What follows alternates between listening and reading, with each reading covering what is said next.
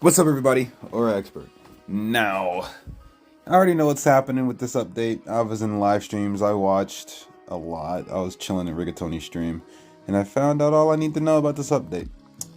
So now we're gonna go through it for myself, so I can make this a video and give you my personal takes and opinions on this update.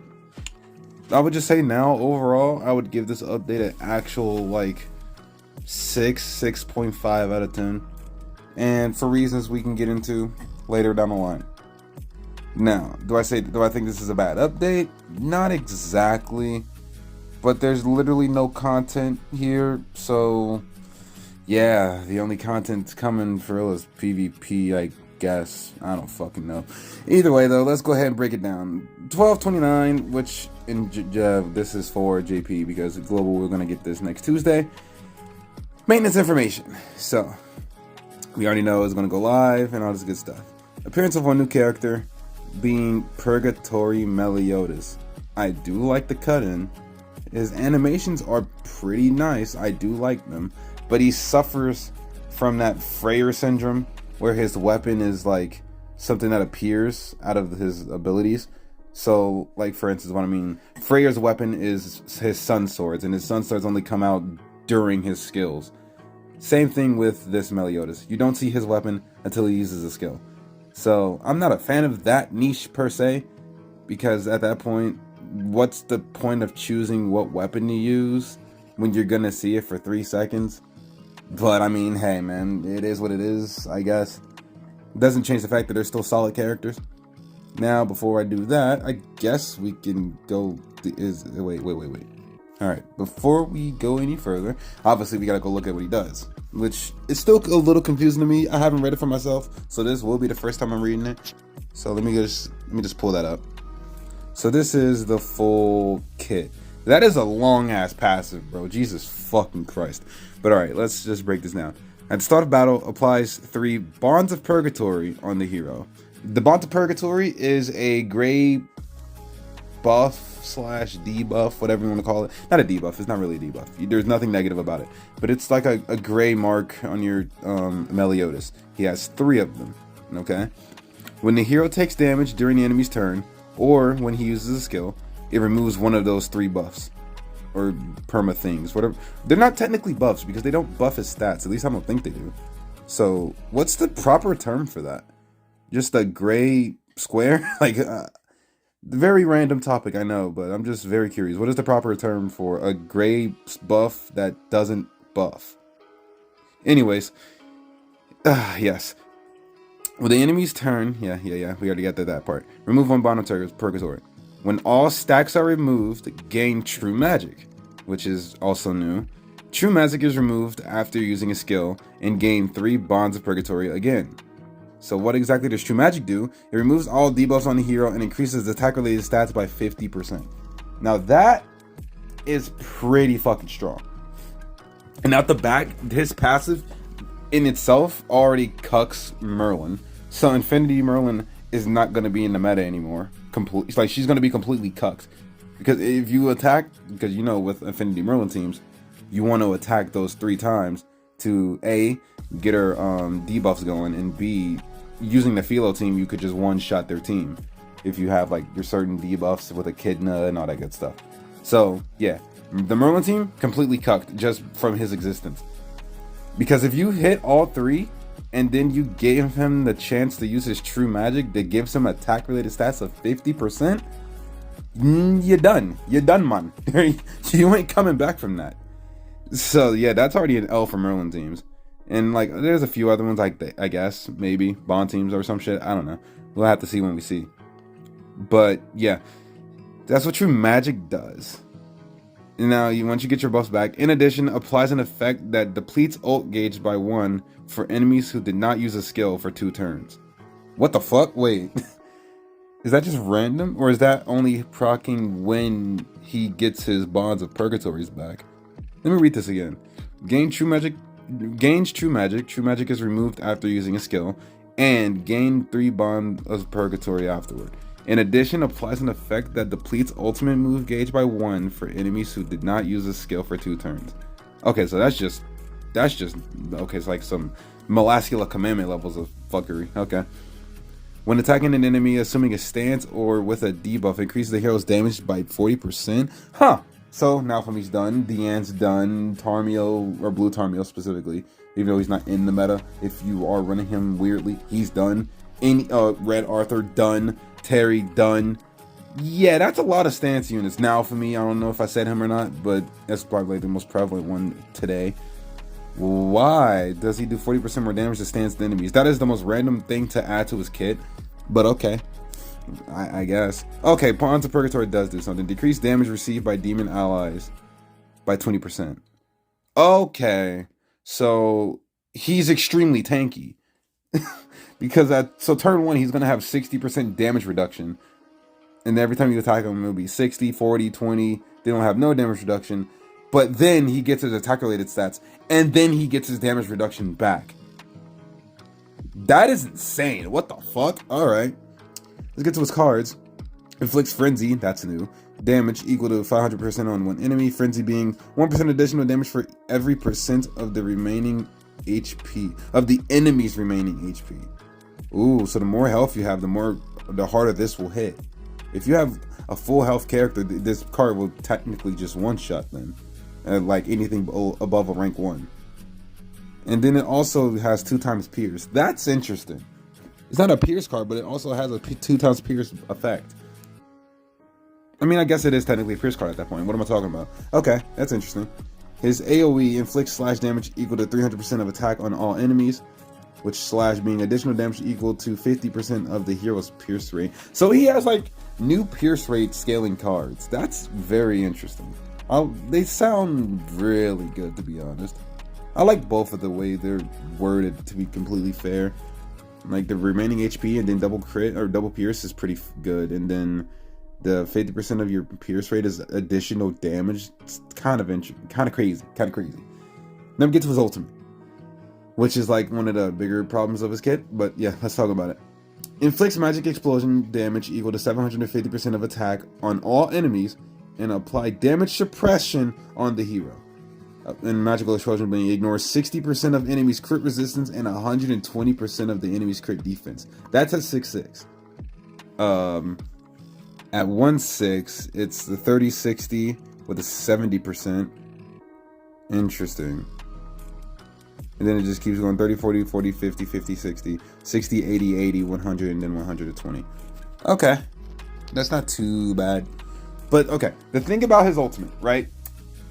Yes, it's one of those ultimates where you would benefit insanely if you have him 6/6. That's literally like the point of the game. Most newer units benefit from a 6/6 unit, or 6/6 ultimate, in terms of festival characters. And it makes sense for them to do that, because they want you to be like, this character sounds good enough to summon, and it sounds better to keep summoning to get more copies of this character. So like, for instance, right, this is a solid way to go about if you want to 6/6 a character, just because he doesn't have an added effect at 6/6. Yes, he has 40% damage or damage cap, but the thing about that is that he still has it at 1/6. Like, what I mean is, like, yeah, it's 40% at 6/6. You literally take 3 cards in a turn to, if you want to kill him in one turn, it'll take all 3 cards. And at 4/6, it will take 2 cards. At 3/6 or at 2/6, it'll take 2 cards as well. So that really doesn't matter. The 60 to 50 does not matter. And at 1/6, it'll still take 2 cards to kill in one turn. So it really doesn't affect you that much if you have him 1/6. To be completely honest, you can run him perfectly fine at 1/6. Only thing you'll gain from 6/6 is 3 cards instead of 2. That's literally it. Because let's be real for a second, right? Escanor is still gonna be in the meta, because this is why I like this character, by the way, which I'll get into in a second.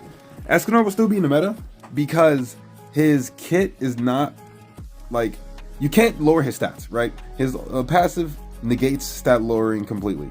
So this crit resistance and crit defense shit won't do anything to Escanor at all. And that's about it.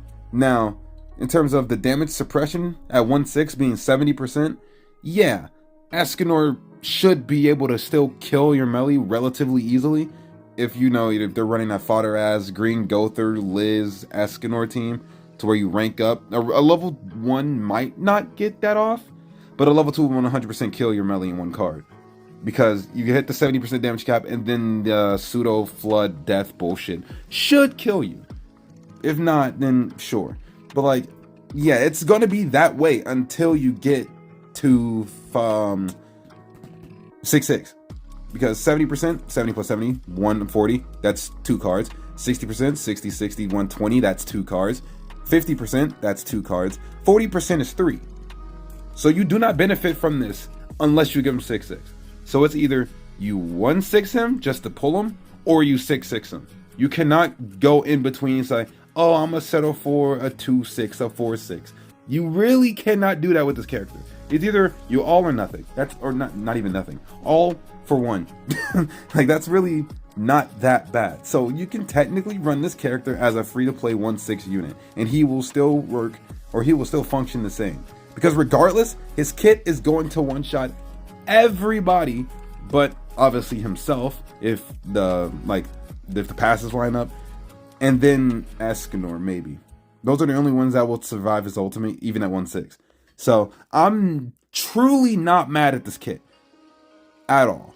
Like, it's not crazy, it's not insanely like Escanor levels of cracked, which I love. So I'm not entirely mad at this. The unit is good. So we can get done talking about this one. We've been doing this for 10 fucking minutes. The moral of the story is Meliodas is pretty fucking good. Okay, I personally like him. And then on top of that, he is Trillion Dark Meliodas, which is, in like, if you know Seven Deadly Sins lore, this Meliodas is technically the strongest Meliodas there is before his god mode form with the white arm or white and gold fit. This is technically the strongest Meliodas. And if y'all want to get into that debate as to why, we can talk about that later. That's something I can definitely prove because it's proven fact. But yeah, this is my favorite Meliodas. He has my favorite ability, which is Trillion Dark. I love him. The 8 out of 10 unit, to be honest. Because the thing is, he doesn't power creep the fuck out of Escanor. So Escanor is still going to be relevant, even with this character around. Yes, Demon Team is going to be a little hard to face, but at least Escanor isn't completely cucked by his existence day one. So it's fine. It's fine.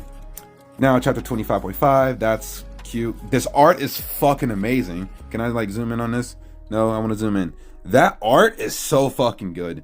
If only the anime was like that. And then yeah, don't care.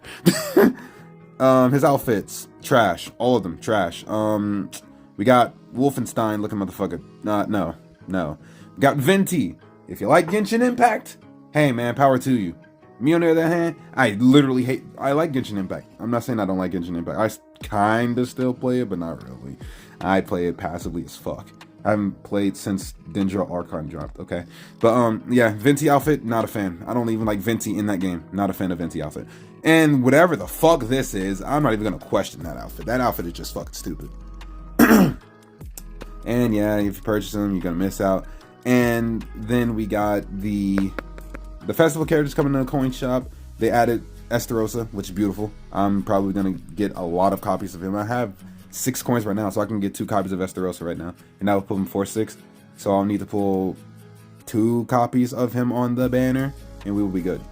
Now we can talk about the relics. Okay.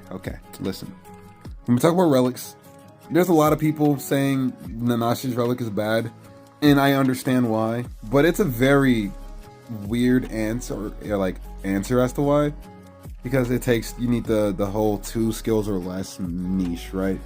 I understand that's sort of RNG, and I'm not even sort of, it is RNG. I get that argument 100%, but you got to think of the picture, right? There's only going to be one character on your team majority of the time that will have more than 2 cards. That's unless you're at that point where you have like a turn where you merge all of your cards and then like you just get a lot of new cards in your hand, then sure, I can understand the RG in that. But at the very least, turn 1, you're guaranteed 2 characters to have this passive. So let's just talk about this relic real quick. Increases base stats of unknown allies by 30%. which, if that's a buff, if the base stats thing is a buff, and we'll get into that in a second. Let me just finish talking about this. And then on top of that, increases defense-related stats of allies with less than 2 skills when allies' turn starts by 20% for 1 turn. Now, the thing with Nanashi, his actual passive gives you 2 buffs. What is it? The HP related stats and crit resistance, I think. I don't remember what the other buff is, but you get 2 buffs from his passive already. And now you're getting a 3rd buff with defense related stats. I do not believe you're gonna get base stat buffs, to be completely honest. I think they're gonna be just a passive thing. So just unknown allies in general will have 30% stats increase or base stats. It will not be a buff. So you're only technically getting 1 buff from this relic. At least I think if you actually get base stats as a physical buff, Rem's gonna be crazy. But if they're not a physical buff and they're just normal passive stats, then you're getting 1, which would add up to 3 buffs from Nanashi, or 4. I really don't remember how his passive works. It's either 3 or 4. Regardless, that is a lot of buffs. And on top of unknown stat increase, Rem is gonna be crazy with Nanashi Relic. But that's only speculation though. That's pure speculation. I'm willing to try that as soon as it drops. And then we move on to Thonar's pass or relic, which is pretty fucking good. In Skull and Hati Demonic Beast Battle, when a user uses a skill, increase the ultimate move gauge by 1, which only applies to her, not allies. So when she uses a skill, increase her ultimate move gauge by 1, and increases all allies' HP related stats by 10% up to 4 times. That is a crazy ass passive. Having 40% of HP related stats, you're kind of invincible at that point, wouldn't you think? And this passive does not stack on ultimate moves, it's only on physical skills. Like, that's kind of a crazy passive. So I'm not mad at that. But, you know, to skim through it, yeah, that's probably the only highlights, right? The unit and then the relics. Everything else fucking sucks. This Constellation update, we'll just talk about it a quick second. They're adding a reroll function, and now there's more reroll functions. That's fucking cringe. The Constellation system is still cringe to this day. I don't have a burning hatred for it because I understand why it's a thing, and it's because the whole whales need incentive to spend money in the game. But the thing about Constellation is that it hurts newer / non-whale players detrimentally, because let's face it, right? Whales have practically infinite resources. They can buy SSR pendants whenever they need to. They can buy equipment. They can buy like majority of the stuff you need to level up your characters. That's why their box CC is so high, because they just have the resources to do that. And that's fine. Like, make your money, Net Marble. Like, do what you want, whales. I'm not your father. So it's just a weird thing for Constellations in general. Me personally, right? I'm not entirely against the Constellation system, because yes, it's very whale heavy, and if you have 10 mil or 12 mil box CC, you will always go first because you're getting a lot of CC from this. But it really does not matter that much. See, I'm trying to word it in a way that makes sense to the people, on top of just not trying to get canceled, right? It's like, this update with the Constellations is a bad update. I'm not saying it's good. It's only good for whales. And that is like the what the fuck? That is the major problem with this Constellation update specifically, because not a lot of free-to-play players, not any new players will even touch this realm of possibility until years later, when the game's probably dead or when Origins come out. Because most free-to-play players, they range in between the 6 million mark and the 10 million mark. And that's like the free-to-play players that grind heavy will get in like the 10 million area. But like majority of free-to-play players that don't summon on every banner and aren't as lucky as most people to get every character anytime they want would range in the 6 to 8 if I had to be sure. Or so, like if I had to make a guess, right? Because me personally, I just hit 9 mil, which I was gonna make a video about it, but I don't really care that much, and I also don't know how I would do that as a video. But regardless, like, I'm personally 9 million, so I'm on Constellation 4. I'm almost done. I'm about to be in Constellation 5, which is where all the good stuff comes from. But it's still gonna take me a very long time to get there. So yeah, this update at the moment is very fucking rough, or like on paper. This update on paper for the Constellations is very fucking bad. But eventually, it'll become a point where I wouldn't say this would get bad over time, because another thing about the Constellation thing, they added a 17 million thing. So yeah, most of the whales in this game, let's be real, they're playing Champ 1, they're playing Challenger, they're playing Top 100. Not a lot of casual players or like free-to-play players are gonna reach that level anyway. Not to be harsh, but it's true. Like, most of the free-to-play players right now, in terms of geared, are still getting gatekeeped in like platinum by people with 320,000 CC. You can get that free-to-play. Like, it's not that hard. If you really want to min-max a team that you want to use, you can easily out-CC someone with 320,000 CC. But I guess that's technically not the problem. I don't know. I'm going on a rant. Let me just stop talking here. The point of the matter is, Constellation system update, pretty bad, but it's not as bad as people trying to make it out to be, because it's just not. I don't know, man. I don't really care. I genuinely do not care. Like, I barely even touch my GP anyway. I don't care. And then let's just move on. Quality of life stuff. Base inventory increase. Beautiful. You can always defeat Belmoth and the original even together now. I don't know what that means, but okay. Improved Constellation achievement. Yep. CC buff improvement. Yeah, that's with the rerolls. Tower of Yggdrasil improvement. SP dungeon. Yep. You can now crit travel to towers. That's cool. Some gems. A lot of gems. You get 300 gems for free. The dailies. You can get a multi, free multi. Some good stuff here. Free outfit for the new melee that comes maxed out, I believe. And then like a bunch of random stuff. The artifact set gacha is back. Some free stuff, I think. Yeah. Some outfits are coming back. It's nothing crazy. Some more stats, some more mats. And then I guess we can show this. This is the banner. Everyone on this banner for me is useless. I have melee. Okay, I'll put it in the thumbnail on who is useless for me and who isn't, in terms of when I summon. But 9 times out of 10, most of the people on this list are useless for me, because most of them are already 6'6". But yeah, we're gonna call it here. Overall, I love the unit. It's a DPS melee. You love to see it, obviously.